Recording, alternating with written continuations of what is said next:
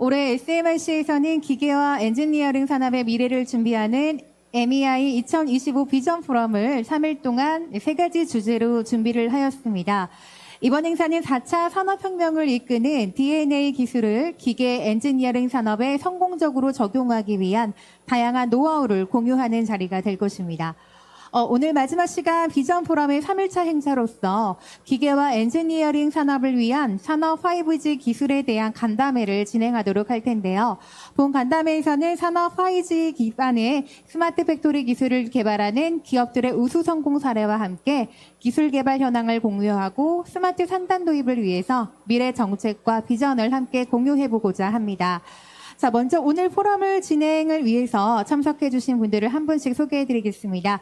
KTI 신준호 팀장님 참석하셨습니다. 다음은 SK텔레콤 윤종필 팀장님, 네, 위즈코어 황규순 이사님, 에릭슨 LG 강지은 팀장님께서 참석해 주셨고요.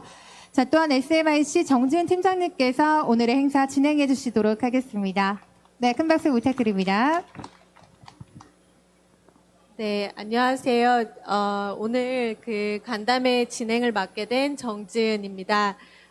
MEI 2025 비전 포럼의 세 번째 주제로 산업 5G에 대해서 오늘 간담회에서 다양한 의견과 이야기를 나눠볼 예정입니다.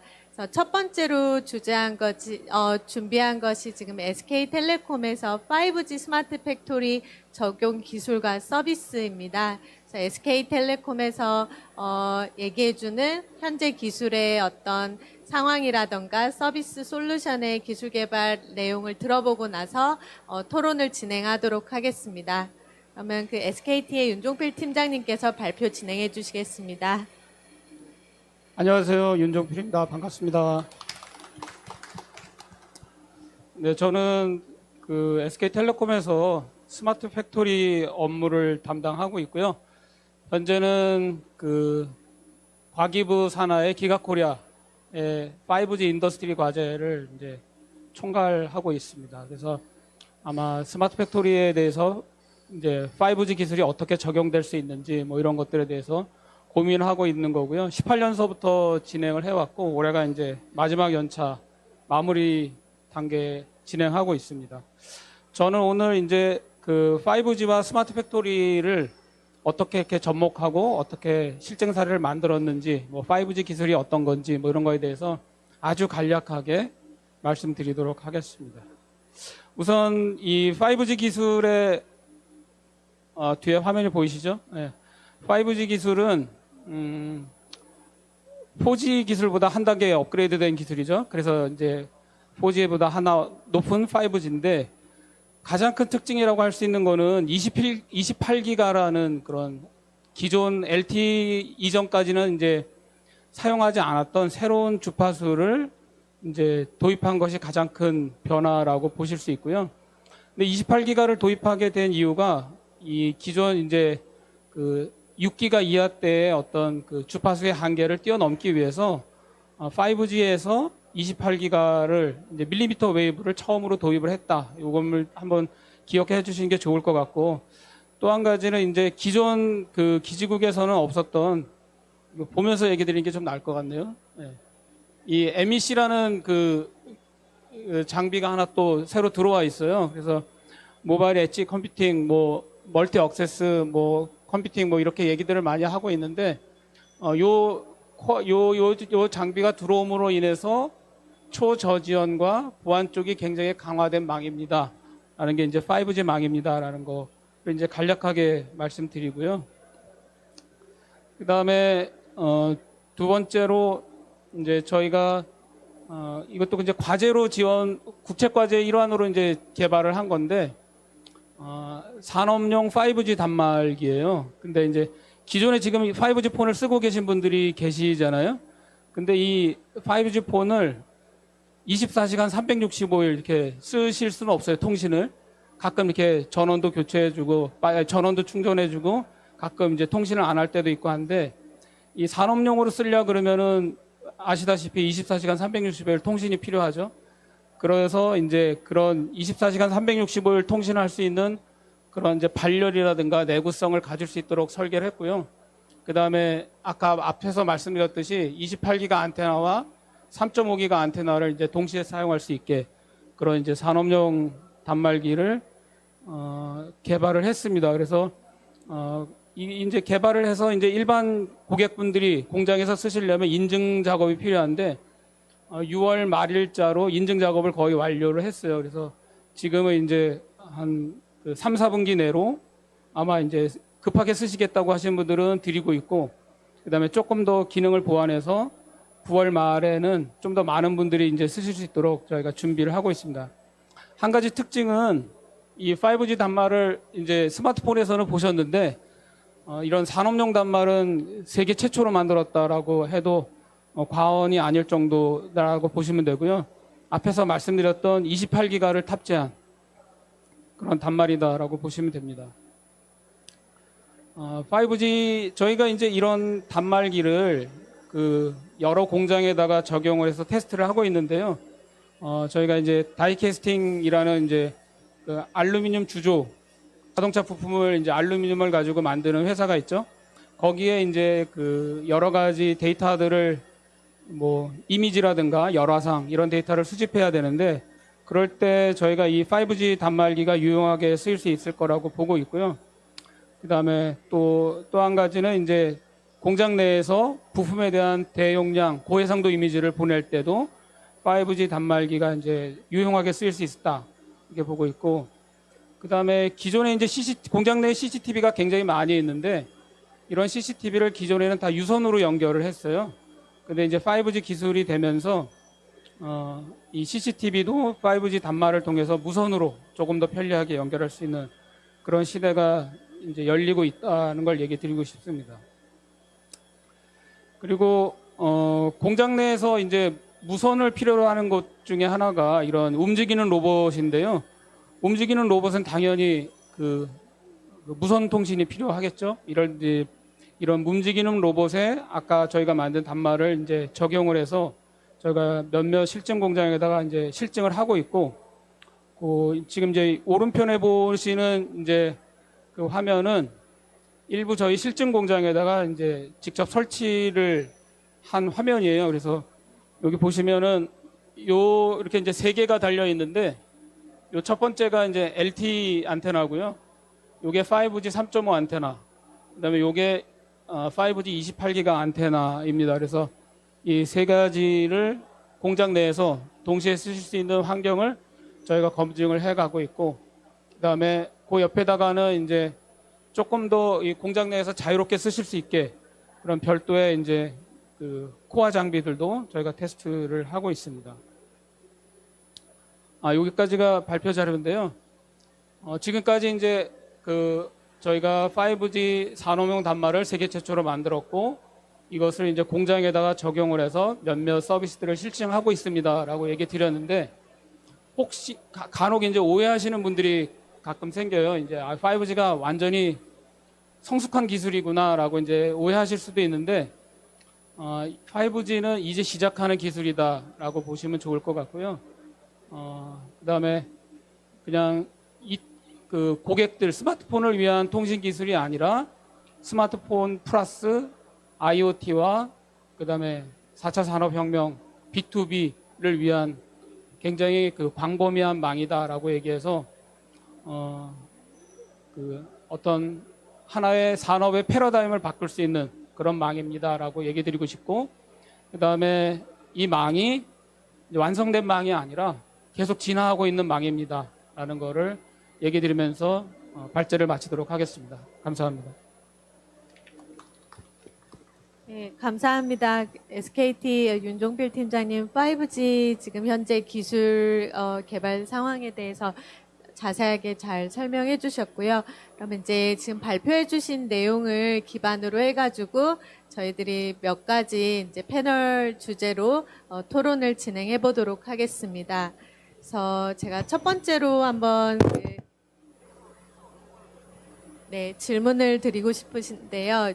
방금 발표를 해주셨는데 SKT 윤종필 팀장님께 질문을 드리겠습니다. 그래서 작년부터 이제 다양한 기사라던가 온라인 매체를 통해서 마치 산업 5G가 인더스트리 5G가 많이 완성되고 확산된 것처럼 이제 얘기가 됐는데 실제 이제 발표해서 6월 달에 5G B2B 모뎀이 이제 인증 단계를 거치고 있다고 하셨는데요. 이렇게 이제 모뎀 개발이 늦어지게 된 배경과 그러면 이제 서비스 확산을 시키려면 그런 모뎀들이 대량 생산이 돼야 되는데 이런 시점을 언제로 보시는지 한번 질문 드리고자 합니다.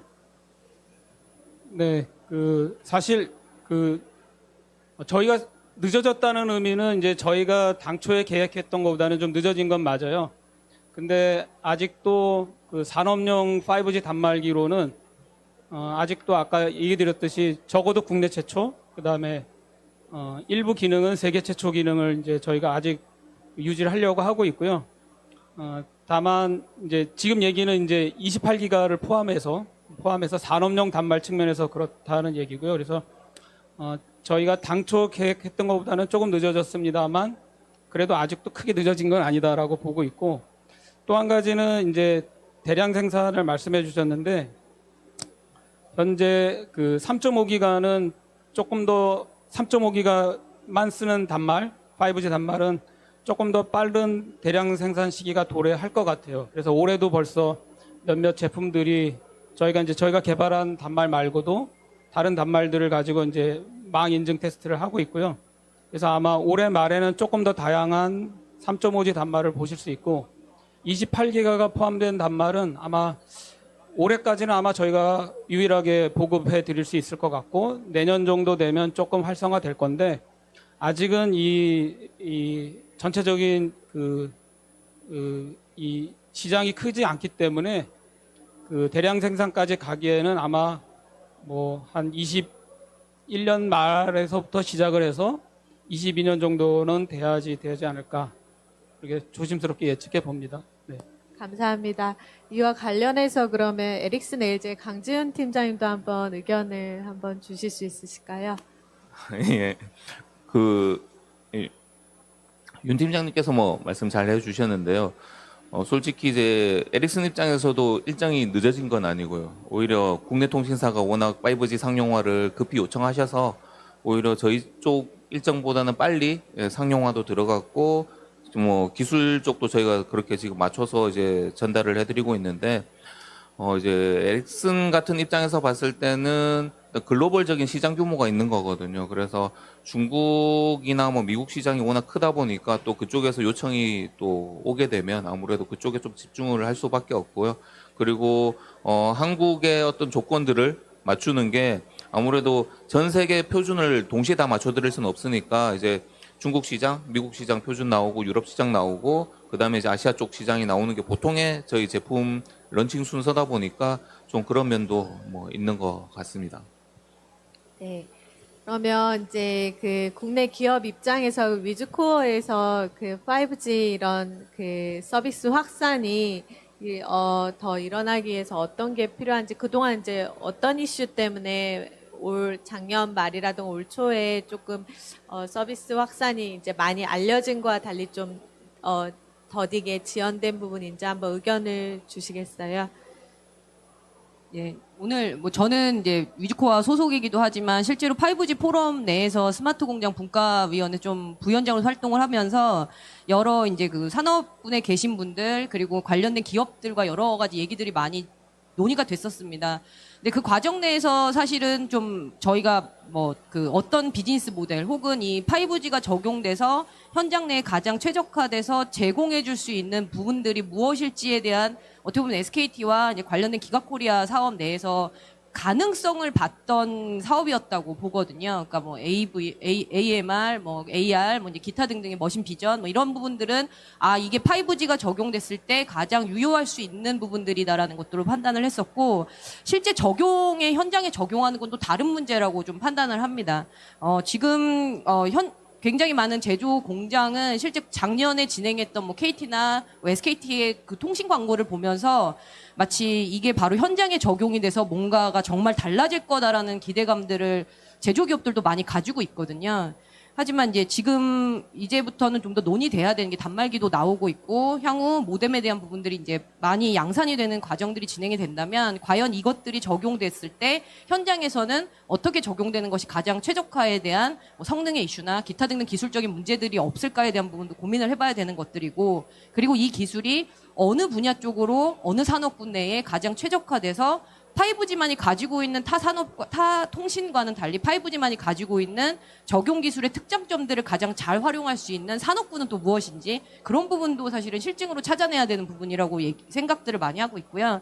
사실 그 부분에 대한 논의들도 지금 굉장히 활발하게 진행이 되고 있어서 저희 5G 포럼 내에서는 예상컨대 내년 정도쯤에는 뭔가 정말 눈에 가시적으로 현장에 적용이 돼서 실증적으로 이 기술이 정말 여기엔 적합하구나라는 것들이 보여줄 수 있는 사례들이 나올 거라고 판단은 합니다. 예. 네, 감사합니다. 세 분 의견을 들어보면 5G 산업용 기술 같은 경우에는 이제 실제 널리 알려진 것과 달리 좀 기술 개발이나 검증이 필요한 시간이 더 많았고 그리고 그거에 대해서 올 2020년까지 많이 검증하고 또 개선하는 시간이 필요할 것 같고 내년에는 좀 더 가시적이고 이제 저희들이 느낄 수 있는 좀 결과가 나오지 않을까 그런 생각이 듭니다. 그렇다면 이제 다음 질문으로 넘어가겠는데요. 이제 스마트 산단이라든가 이제 정부 이런 사업에서 크게 이제 5G 기술을 도입하려고 하는 그런 시도가 많이 있습니다. 근데 이런 이제 2020년 현재 이제 중반을 넘어서고 있는데요. 현 시점에서 우리가 먼저 해결하고 그 기술을 적용하는 데 있어서 우리가 해결하고 또 고민해야 될 문제가 무엇인지 한번 질문을 드리고자 합니다. 그래서 현재 다양한 정부 기반 구축 사업 경험을 가지고 있는 전자풍연구원의 신준호 책임님께 한번 질문을 드리고자 합니다. 예, 마이크가, 예.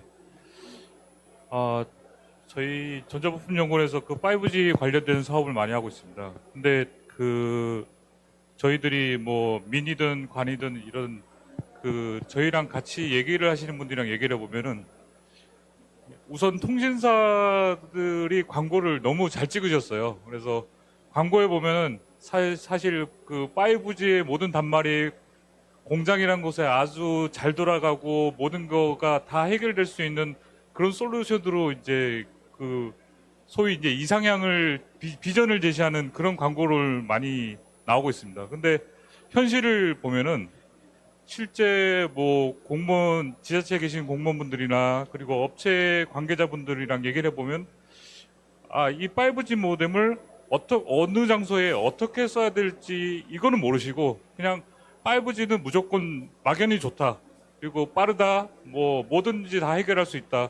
어떤 이런 만능 뭐 블랙박스처럼 인식을 하고 계시거든요. 그래서 그거를 가장 좀 현실의 눈높이에 맞게 낮춰가지고 5G는 이런 어플리케이션에서 이렇게 사용할 수 있다. 그리고 또 다른 어플리케이션에서 저렇게 사용할 수 있다. 이런 좀 많은 다양한 유즈 케이스들이 좀 개발이 돼야 될 것 같고요.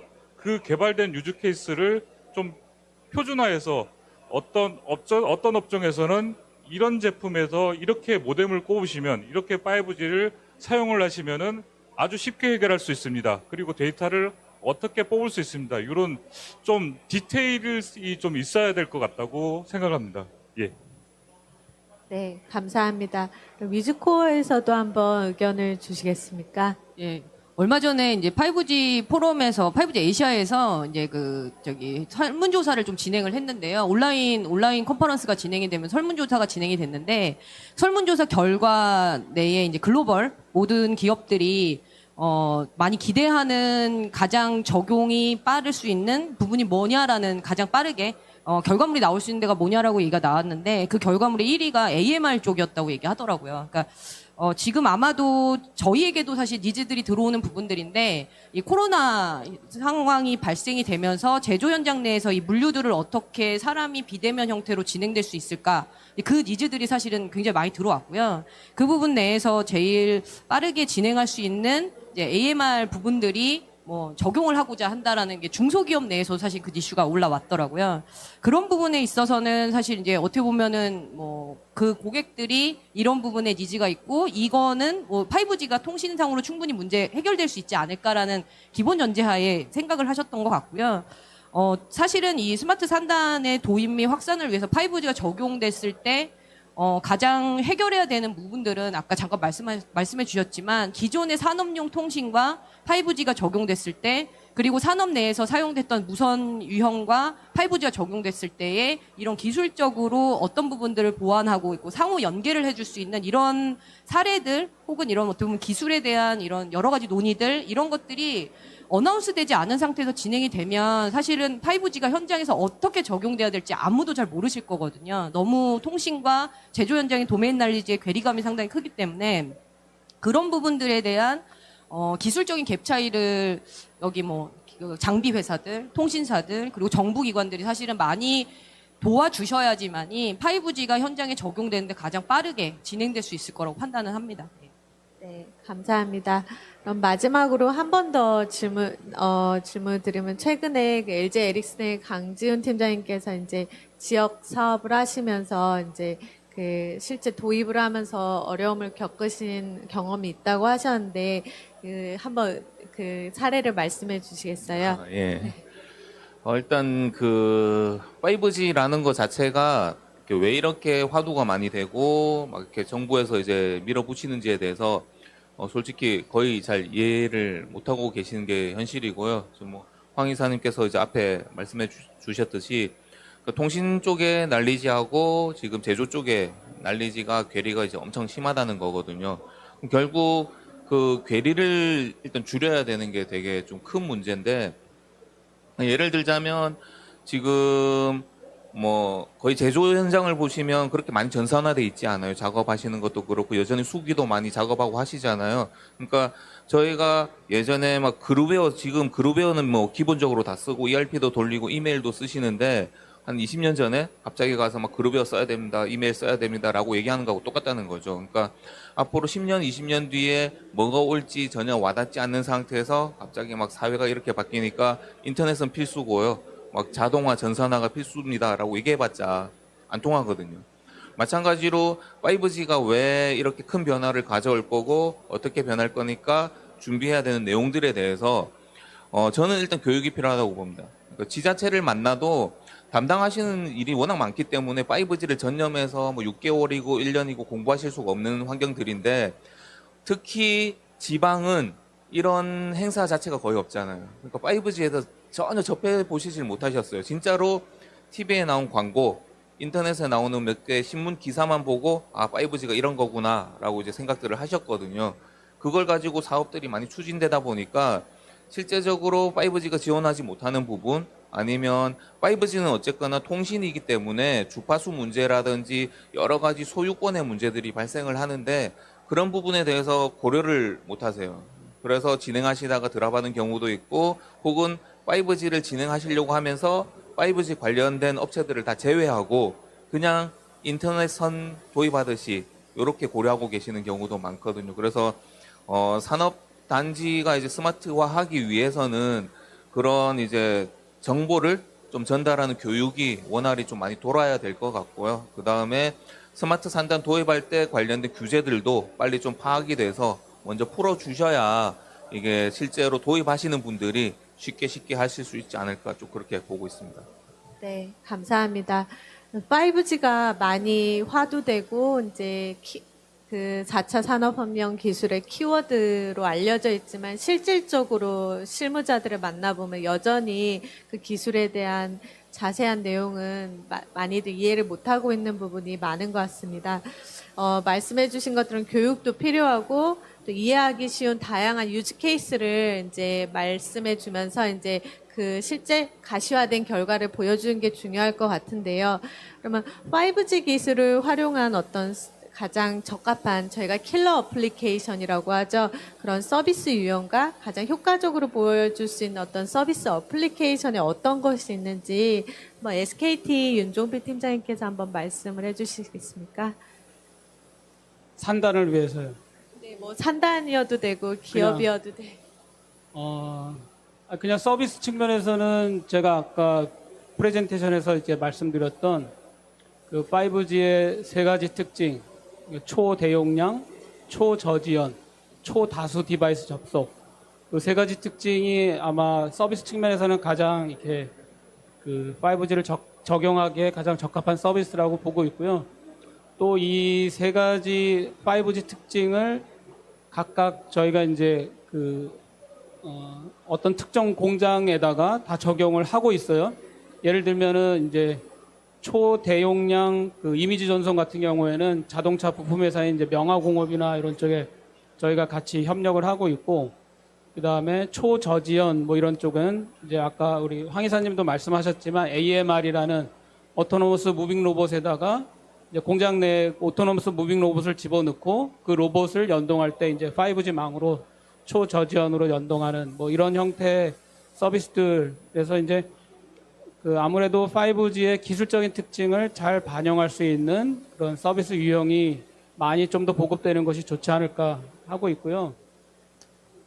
약간 산단 측면에서는 뭐 저도 뭐 특별한 아이디어는 없습니다만 일단 5G는 그 어떤 기반 기술이라고 저는 생각을 해요. 그러니까 그게 예전에 이제 우리가 ICBM 뭐 이렇게 얘기 많이 했었잖아요. 뭐 IoT, 빅데이터, 뭐 클라우드, 뭐 모바일 뭐 이런 얘기를 했는데 요즘은 A를 붙여갖고 ICBMA 그래서 AI 이렇게 또 접목을 시키지 않습니까?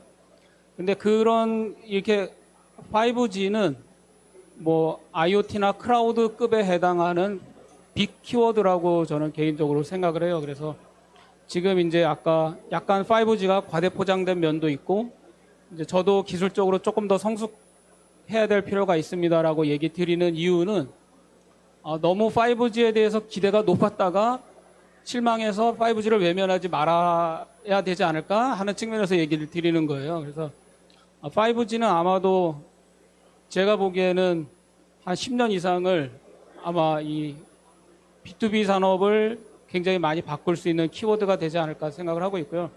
제 기억으로 2006년도에 이제 클라우드라는 단어가 처음으로 이제 이렇게 화두된 걸로 기억을 하는데 지금은 이제 클라우드가 뭐 거대한 산업이 됐고 지금은 클라우드를 빼놓고는 뭐 아무도 그 뭐 생산성이나 이런 것들을 뭐 높이려고 우선 이제 클라우드 퍼스트 뭐 이런 전략까지도 생기고 그러지 않습니까?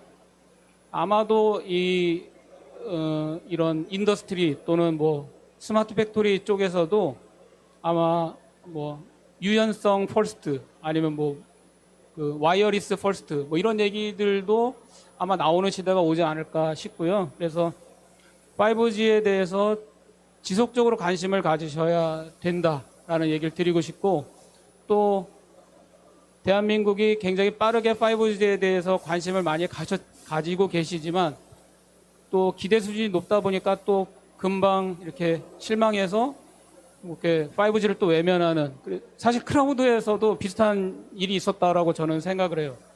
그러니까 클라우드도 굉장히 초기에 뭐 그 많은 이렇게 마중물이나 이런 것들이 있었지만 지금은 그런 마중물들이 다 없어지고 클라우드는 거의 외산 솔루션으로 이제 됐지만 5G는 그런 전철을 좀 개인적으로는 밟지 않았으면 하는 바람에서 그러니까 5G에 대한 애정을 가지고 조금 더 이렇게 지켜봐 주셨으면 좋겠다. 그리고 5G는 ICBMA에 준하는 그 빅 키워드다라는 말씀을 드리고 싶습니다. 네. 네, 감사합니다. 다음으로 그럼 위즈코어에서 한번 의견을 주시겠습니까? 지금 5G가 적용될 수 있는 가장 산단 내에서라고 본다면 사실은 이제 클라우드 그러니까 저희가 지금 5G를 정부에서 뉴딜 정책으로 많이 미는 내용 내에 가장 5G는 그냥 기반 인프라 기술 요소입니다. 네트워크의 그냥 기반 인프라 기술 요소이고 그 다음으로 하나에 대한 5G와 같이 병행돼서 많이 얘기가 논의가 되고 있는 게 AI 쪽인데요.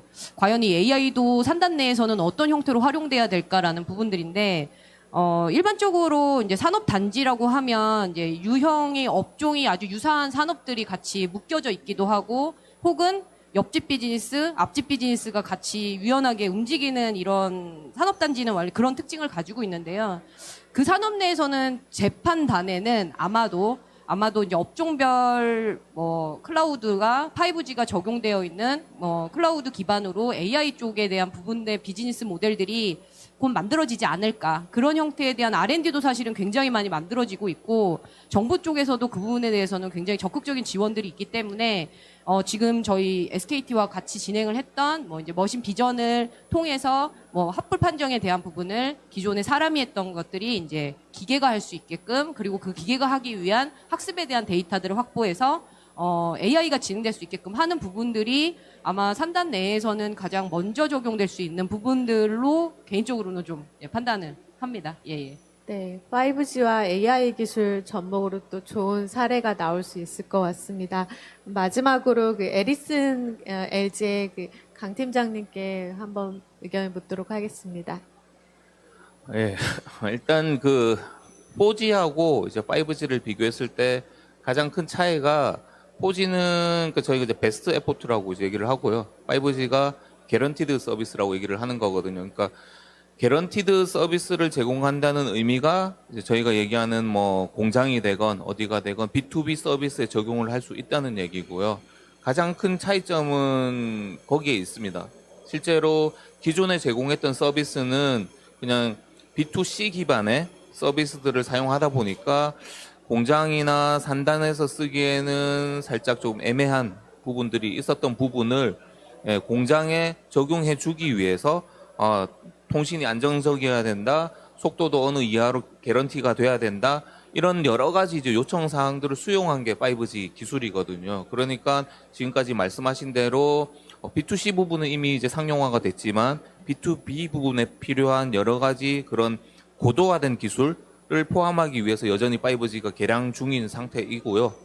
그게 적용할 수 있는 서비스 유형의 가장 큰 차이다라는 거죠. 즉 어떤 개런티된 성능 혹은 개런티된 뭐 안정성 이런 거를 요구하는 서비스들을 적용할 수 있는 거고, 그 중에 하나가 예를 들어서 이렇게 이제 AI를 적용한다고 했을 때 그냥 AI가 잠깐 실수해도 되면 멈춰도 되면 5G가 없어도 되는 거였겠죠. 근데 이 AI는 절대 서비스는 멈추면 안 되고 끊기면 안 되고 계속 안정적으로 제공이 돼야 된다라는 서비스들이 이제 5G의 대상이 될 수 있을 거고요. 근데 이제 이 자리에서 좀 얘기 드리고 싶은 거는 그런 서비스가 100% 다 가져가야 된다는 건 아닌 거거든요. 공장에서 필요한 서비스는 예를 들어서 한 100개가 있으면 그 중에 10개 정도는 그런 이제 개런티된 서비스를 요구를 하실 거고요. 90개 정도는 LTE 수준에서도 충분히 커버를 할 수 있는데 5G라는 건 원래는 4G에서 필요했던 그 90개 전체 기능과 나머지 5G만 제공할 수 있는 10개의 그 기능까지도 통합해서 하나의 네트워크로 제공해 주는데 이제 가장 큰 차이가 있습니다. 그래서 저희가 그 말씀하셨지만 뭐 저희가 이제 매시브 IoT라고 부르는 엄청나게 많은 디바이스를 연결할 수 있는 기능, 간단하게 말하면 IoT거든요. 근데 IoT도 5G에서는 아주 중요한 기능 중에 하나인데 광고의 영향인지 너무 초고속, 특히 URL 쪽만 포커싱 하다 보니까 5G 유즈 케이스가 찾기 힘들어요 라고 말씀들 많이 하시는데, 실제로는 5G라는 거는 지금 당장에 공장에서 쓰이는 여러 가지 서비스들을 하나의 네트워크로 묶어서 이제 제공할 수 있는 거고, 가장 큰 사례가 예를 들어서 L사의 음료수 공장 같은 경우에 라인을 준비하는데 보통 이제 좀 돈을 많이 들이시죠. 100억, 200억 이렇게 들여서 준비를 해보면 실제로 시장 판도에 따라서 이 라인을 다시 이제 개선하거나 좀 변경을 해야 되는데, 그 변경 작업이 유선 네트워크 기반으로 이루어져 있으면 상당히 오래 걸려요. 다시 작업하시는데 2달도 걸리고 길게는 7개월도 걸리고 그렇게 되시거든요. 그거를 이제 1개월 혹은 일주일 이내로 줄여줄 수 있는 게 이제 5G 네트워크이고, 그렇기 때문에 앞으로는 상당히 많은 생산 라인의 변화, 그다음에 생산 방식의 변화를 가져올 거다라고 이렇게 자꾸 얘기를 드리는 부분이죠. 네, 감사합니다. 그래서 지금까지 그 5G 스마트 팩토리 적용 기술과 서비스에 대한 얘기를 나눠봤고요. 말씀해 주신 것처럼 5G 기술은 제조 현장과 생산 효율을 굉장히 획기적으로 전환할 수 있는 중요한 기술이고, 이제 완성되었다기보다는 시간을 가지고 계속 개선하고 검증해 나가야 된다라는 그런 이야기를 들었습니다. 그러면 이제 다음 주제로 넘어가겠는데요. 그래서 인더스트리 분야에서 국내외로 어떻게 다양한 5G B2B 사업이 이루어지고 있는지에 대해서 에릭슨 LG의 강지훈 팀장님께서 발표해 주시겠습니다. 네, 반갑습니다. 이제 앞에서 저희가 좀 유즈 케이스 비슷한 내용들을 많이 말씀을 드렸는데요. 실제로 이제 에릭슨은 글로벌하게 한 몇 개 이상의 유즈 케이스를 지금 운영 중이고요. 그 중에서 팩토리 관련된 5G 팩토리 관련된 사례만 이제 한 40개 이상을 지금 운영 중입니다. 뭐 스마트 요 사진에서 보시는 것처럼 이제 저기가 아마 칭따오 아니면 네덜란드 월드 게이트웨이 같은데 그러니까 스마트 항구 자동화라든지 이런 거는 이미 이제 많이 진행을 했고요. 최근 들어서 팩토리 쪽을 많이 진행을 하고 있는데 잠깐 앞에 케이스에서 말씀드렸지만 생산 라인을 변경하는 부분이 상당히 많은 메리트로 작용하고 있고 저희 뒤에 설명드릴 고객사 중에 하나도 그렇게 5G로 생산 라인을 변경을 했더니 연간 한 50억 이상 운영 비용 절감을 지금 가져오고 있다라고 이제 측정이 되고 있고요. 보시는 것처럼 5G 혹은 와이어리스로 적용을 했을 때 혜택은 많습니다. 단지 이제 이런 혜택이라는 게 말씀드린 대로 단지 저희가 항상 좀 광고성으로 얘기하는 URLLC 초저지연만이 아니라 보시는 것처럼 공장에서 쓰는 여러 가지 분야에 다 적용이 되는 게 이제 5G이고요. 그래서 자동화 부분이라든지 로봇 제어, 그다음에 센서, 위치 추적, 뭐 영상 전송, 그다음에 데이터 전송 이 모든 부분을 5G라는 하나의 네트워크로 묶어내는 거에 가장 이제 좀 중점을 두고 보셔야 될 것 같고요. 그런 부분들을 지금 가장 잘 활용하고 있는 제조사가 보시는 것처럼 이제 메르세데스 벤츠입니다. 다임러사에서 팩토리 56이라는 프로젝트를 진행을 했고요. 팩토리 56은 다임러사에서 가장 이제 주요하게 밀고 있는 차세대 팩토리 프로젝트입니다. 그래서 그린 팩토리이면서 4차 산업혁명의 거의 모든 과제가 적용된 팩토리 과제였고요. 그 중에 일부 구간을 이렇게 이제 5G로 적용을 했습니다. 그래서 여기 같은 경우는 거의 모든 S클래스, 그러니까 한 생산 라인에서 이렇게 모델별로 따로 라인을 운영하는 게 아니라 하나의 단일 라인에서 모든 S클래스를 생산을 할 수가 있습니다. 그리고 그 S클래스 생산 라인에서 근로자가 한 명이 빠졌다든지 갑자기 했을 때에도 유연하게 생산 라인을 우회시킬 수 있는 이제 그런 구조를 가져가고 있는 게 요 이제 팩토리 56 케이스고요. 아우디도 이고도 마찬가지로 여기는 전체 공장을 자동화를 했습니다. 그래서 마찬가지로 5G 기반으로 이제 운영을 하고 있고요. 원래 이제 내용상에서는 좀 더 뭐 다른 이제 통신사가 어떻게 적용되고 하는 걸 해드려야 되는데 그런 부분은 따로 좀 물어보시면 이제 시간 관계상 제가 별도로 답변을 드리겠고요.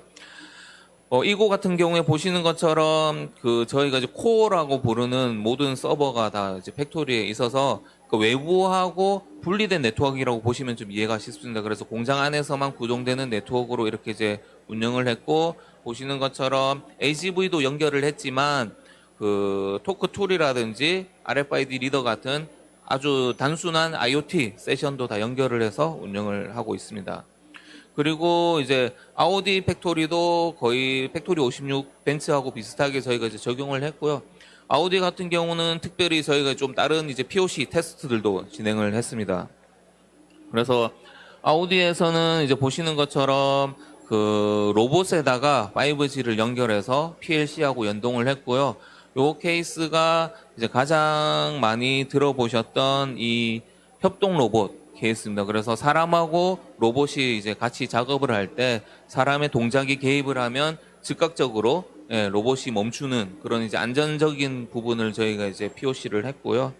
아마 영상이 보시는 것처럼 저렇게 오른쪽에 보시면 영상이 보이실 건데 로봇이 작업을 하고 있으면 저 유리 쪽에 전체를 전부 이제 레이저 커튼을 쳤고요. 레이저 커튼에 이렇게 사람이 디텍팅 되면 즉각적으로 이렇게 로봇이 멈출 수 있도록 되어 있습니다. 그래서 레이턴시가 보시면 지금 업링크, 다운링크가 거의 1ms를 이제 유지를 하고 있고요.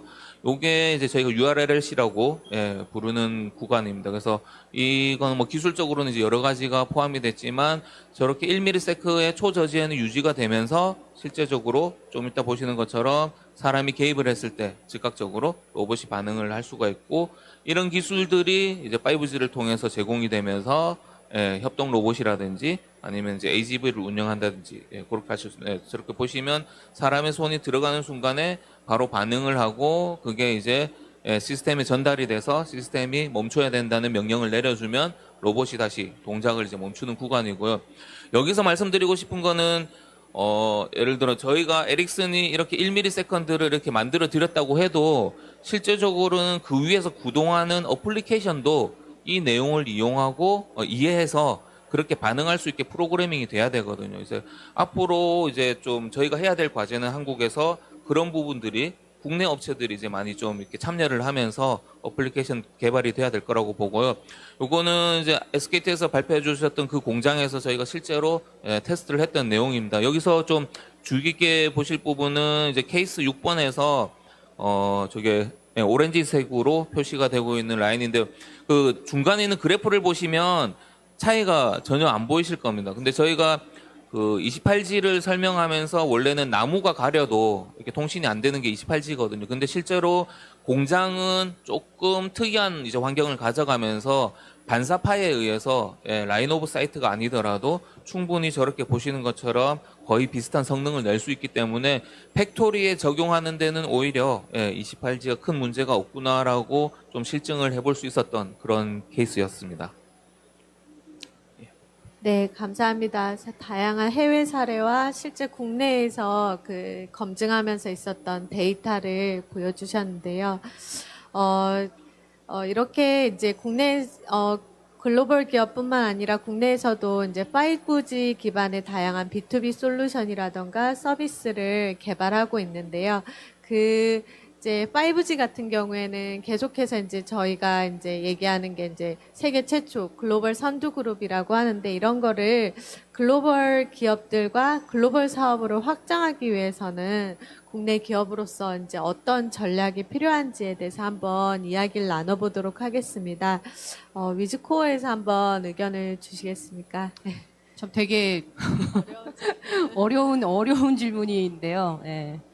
사실은 이제 뭐 저희 포럼 내에서도 이제 이런 스마트 공장들을 막 진행을 하고 5G가 제조 현장에 만약에 진행이 된다고 하면 가장 가능성이 있는 곳이 어디일까에 대한 논의들이 사실은 좀 많이 진행이 되고 있었습니다. 실제 정부도 사실 이제 다른 국가 같은 경우 독일이나 일본 같은 경우는 사실은 이제 설비 자체도 굉장히 이제 글로벌한 브랜드들이 많고 이미 이제 국제적으로 인지도가 높은 브랜드들이 되게 많은데 안타깝게도 제조 현장에서는 국산 장비가 많지 않습니다. 너무 잘 아시겠지만 국산 장비가 많지 않고 자 그렇다면 우리가 이 5G를 적용해서 이 안 좋은 이 열악한 이런 제조 환경에 틈새 시장을 전략할 수 있는 게 무엇일까라는 부분으로 좀 보고 있는 게 사실은 이제 소프트웨어적인 개념으로 좀 이제 많이 하려고 합니다. 그래서 아마도 정부에서 AI라는 것들을 5G 키워드랑 같이 붙잡고 소프트웨어에 대한 부분을 개발하겠다. 그리고 개와 관련된 R&D를 하겠다. 그리고 이것들이 만들어지게 되면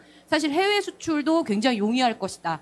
원패키지 제품처럼 많이 용이할 것이다라는 판단을 하고 있고 사실 또 뭐 아시겠지만 작년 9월에 코그넥스의 수아랩이 굉장히 비싼 금액에 인수가 됐죠. 그게 아주 결정타였던 것 같습니다.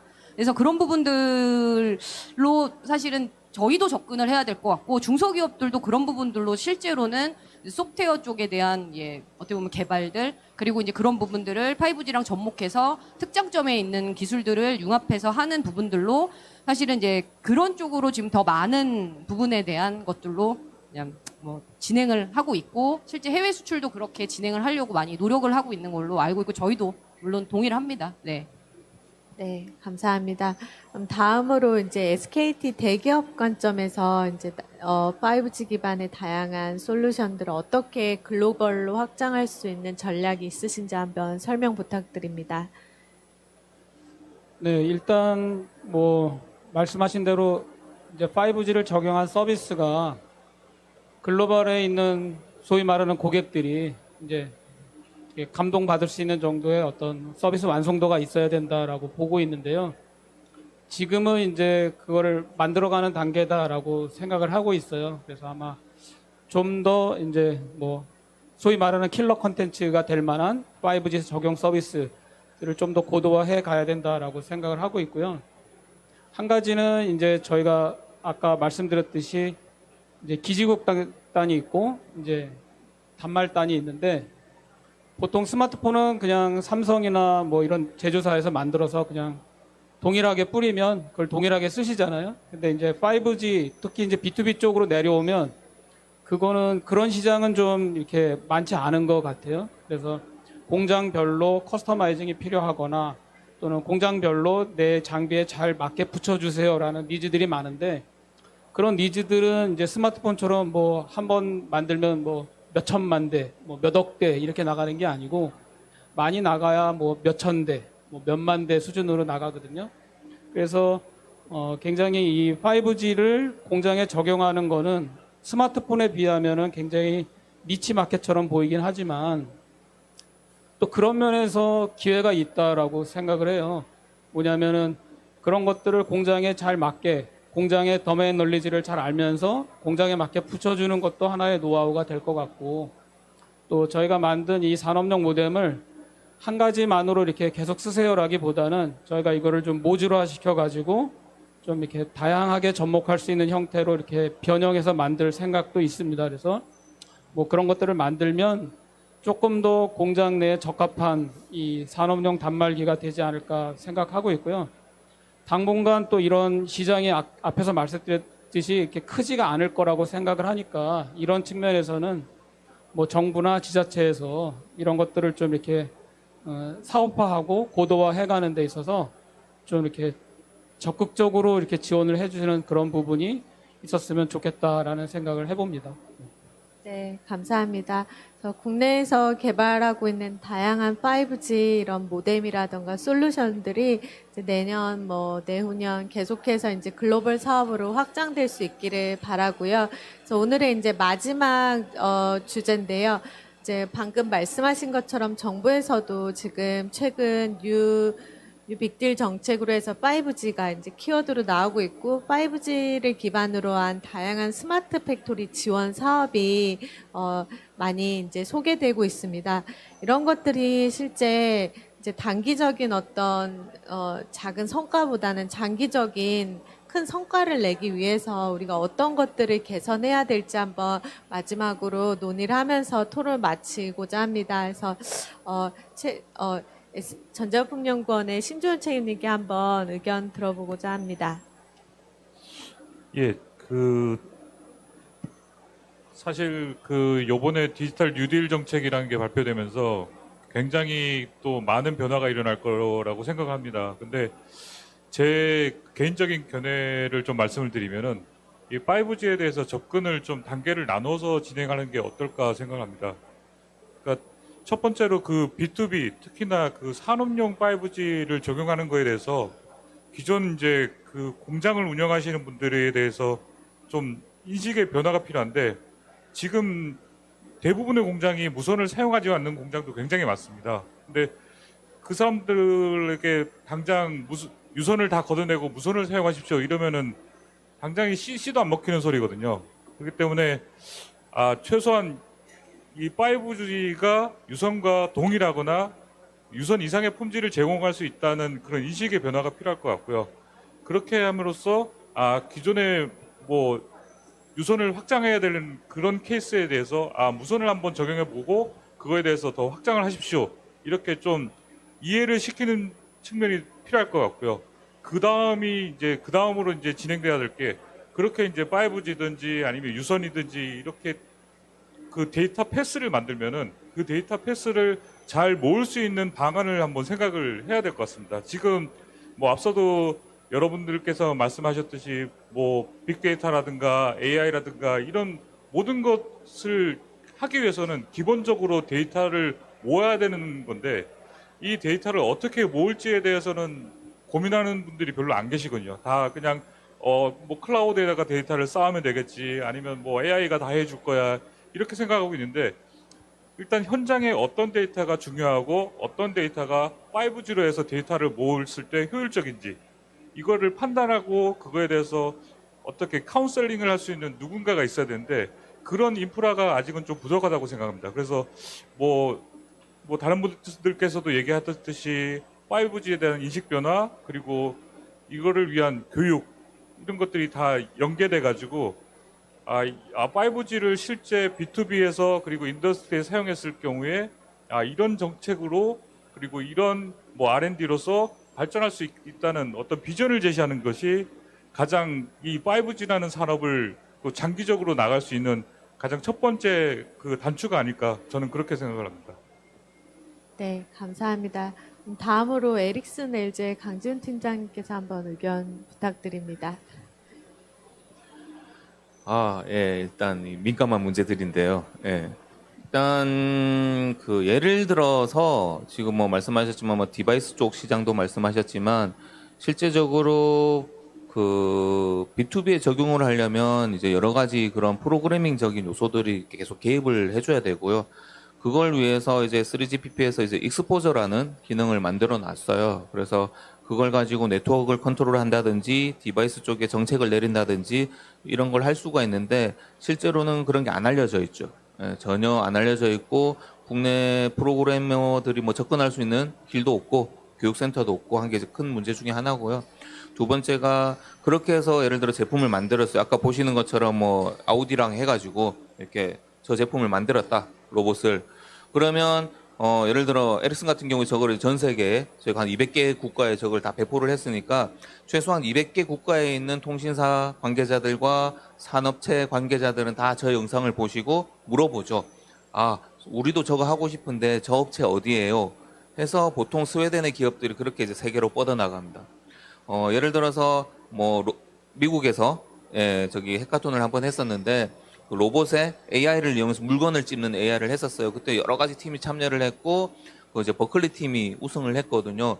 마찬가지로 버클리 팀이 2개월 만에 그게 상용화돼서 전 세계로 지금 수출을 하고 있어요. 이제 저희가 원하는 건 그런 모델일 거예요. 그러니까 5G 자체를 우리가 뭐 완전히 개발하겠다 보다는 지금 정부에서 생각하는 거는 5G 기반으로 우리나라의 그런 이제 중소기업들이 글로벌하게 뻗어나가는 걸 좀 목표로 하고 계실 텐데, 그러려면 결국에 끌고 나가줄 글로벌 기업들을 이렇게 인게이지 시키는 게 필요하지 않을까라고 좀 생각을 합니다. 왜냐하면 이제 저희 같은 글로벌 기업들은 일단 국내 사업에 참여가 기본적으로 막혀 있어요. 그런 부분들도 좀 풀어주셔야 되고, 그 다음에 지자체나 이런 데서도 그런 걸 하고 싶어 하실 때 그렇게 하실 수 있는 방법이 제공이 돼야 되거든요. 그래서 서울로 몰려있는 이런 이제 글로벌 기업들이 지방에 내려갈 수 있게 하는 좀 이런 이제 정책도 좀 만들어 주셨으면 좋겠고, 지방 업체들한테, 지자체들이나 지방 업체들한테 이런 홍보 활동이나 로드 투어 같은 걸 좀 계속 하면서 해 주셔야 장기적으로 이렇게 좀 역량들이 올라가고 하지 않을까. 왜냐하면 제가 항상 지자체 만날 때 말씀드리는 게 스마트 시티 사업, 특히 5G 관련한 스마트 시티 사업에 빠지지 않는 주제가 스마트 가로등입니다. 근데 뜨는 걸 보면 전부 스마트 가로등을 납품하라고 사업이 나옵니다. 예를 들어서 경기도에서 스마트 가로등 사업이 뜨면 부산의 업체가 납품하면 돼요. 수주해가지고. 그럼 경기도에서 도대체 왜 그 사업을 하시냐는 거죠. 그게 아니라 경기도에 있는 스타트업이나 중소기업들이 스마트 가로등을 만들 수 있게끔 하는 프로젝트를 이제는 좀 세팅해 주셔야 장기적으로 이렇게 역량들이 갖춰질 것 같고요. 그런 데서 큰 축을 할 수 있는 게 이제 국내 대기업들과 그다음에 이런 이제 글로벌 기업들이 거기에서 기술을 전수해주고 중요 컴포넌트들을 제공해주면 이런 이제 우리나라 중소기업이나 스타트업들이 그렇게 같이 상생해서 크면서 글로벌로 진출하는 이런 이제 좀 일들이 일어날 것 같습니다. 네, 감사합니다. 그래서 글로벌 리딩 기업이라든가 이제 코어 핵심 기술을 가지고 있는 기업들의 이제 다양한 참여가 필요할 것 같고요. 또 그 실제 그런 정책을 내리고 그다음에 이제 실제 도입을 하는 담당자들이 이해 기술에 대한 조금 깊은 이해를 가지고 있어야 이제 5G를 포함한 다양한 스마트 팩토리 지원 사업이 보다 장기적인 성과를 낼 수 있을 것 같습니다. 오늘 이렇게 그 창원에서 또 오늘 패널 토의를 위해서 멀리 서울에서 또 내려와 주신 분들께도 감사드리고요. 1시간 동안 너무 고생해 주셔서 감사합니다. 그럼 오늘 그 5G 패널 간담회는 여기서 마치도록 하겠습니다. 감사합니다. 감사합니다. 고생하셨습니다. 네.